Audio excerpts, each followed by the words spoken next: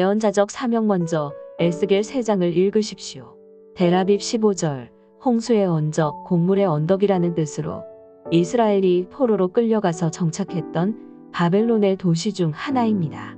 파수꾼 17절 성벽, 망대 등에서 적의 침입을 사전에 경계하고 감사하는 보초를 의미합니다.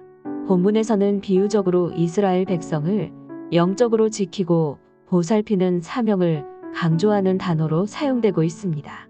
깨우치다 17절 경고하다, 훈계하다는 의미를 갖고 있는 단어로 악인들을 훈계하고 악한 행위에서 돌이키도록 경고하는 것입니다. 1. 두루마리와 환상 체험 3. 1에서 15 본문의 말씀은 계속해서 에스겔의 소명 체험에 대한 이야기를 이어갑니다. 크게 두루마리를 먹이시고 이스라엘의 말씀을 전하라는 명령과 하나님의 영에 이끌리어 여호와의 영광과 권능을 보게 되는 환상 체험으로 나뉩니다. 이 두 가지 사건은 예언자가 갖춰야 할 조건을 잘 보여줍니다. 두루마리를 먹고 배와 창자에 채웠다. 내 입에서 달기가 꿀 같았다는 표현은 하나님의 말씀과 명령에 대한 완전한 수용과 순종을 의미합니다. 또한 하나님의 영에 이끌린 환상 체험은 하나님의 신적인 권위와 계시가 예언자에게 임했다는 표시입니다. 예언 미음자 에스겔이 선포할 말씀은 하나님으로부터 온 것이며 그가 하나님의 뜻에 순종하여 주어진 말씀 선포에 사명을 감당하게 된다는 사실을 보여주고 있습니다. 비록 구약의 예언자들의 체험이나 역할과는 다소 차이가 있지만 오늘날 그리스도인들에게도 예언자적 사명이 있습니다. 구약의 예언자들이 각 시대에 맞게 하나님의 뜻과 말씀을 선포했던 것처럼 오늘 우리도 이 시대를 향하여 올바른 하나님의 진리의 말씀을 전하고 선하신 하나님의 뜻을 이루어가야 할 사명이 있다는 것입니다. 이를 위해 우리는 하나님 앞에서 준비되어야 합니다. 에스겔이 하나님을 깊이 체험하고 그에게 주신 말씀에 순종했던 것처럼 우리에게 주신 사명이 무엇인지 하나님과 말씀 앞에서 진솔한 묵상과 고민과 더불어 순종이 있어야 합니다.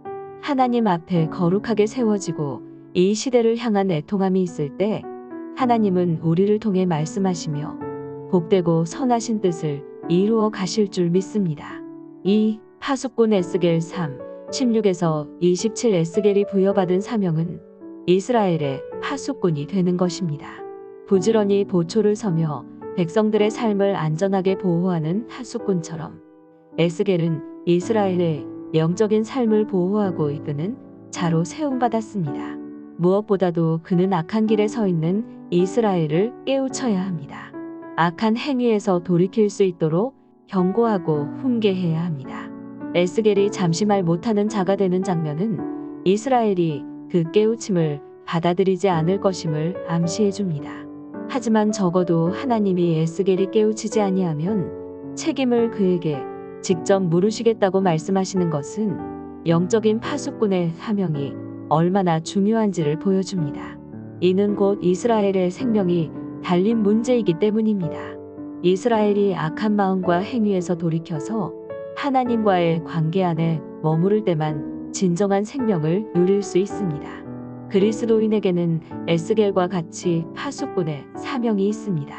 그리스도인은 깨우치는 일에 있어서는 결코 침묵해서는 안 되며 담대히 말해야 합니다.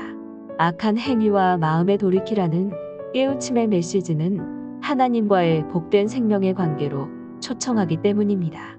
깨우침의 대상은 나 자신일 수도 있고 이웃, 교회 공동체 혹은 세상일 수도 있습니다. 중요한 것은 언제나 하나님 말씀 앞에 우리 스스로의 마음과 행위를 돌아보는 것입니다. 그러므로 우리 안에 언제나 깨우침의 말씀이 있을 수 있도록 서로가 서로를 위한 영적인 파수꾼이 되어야 합니다.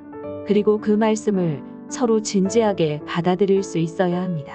그리하여 모두 말씀의 빛을 통해 하나님과의 생명의 관계 안에 머물러 복된 은혜를 함께 누릴 수 있기를 바랍니다.